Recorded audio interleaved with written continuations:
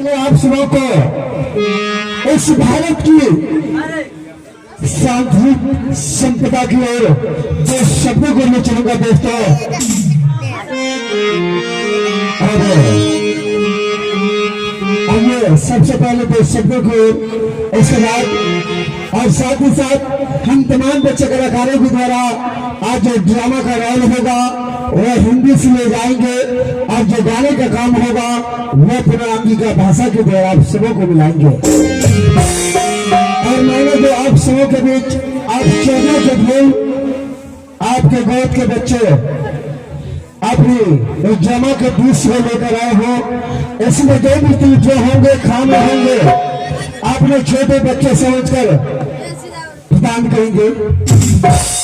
आइए भारत सांस्कृतिक संगीत का तमाम श्रोताओं को दो शब्दों को ले चलूंगा। हेलो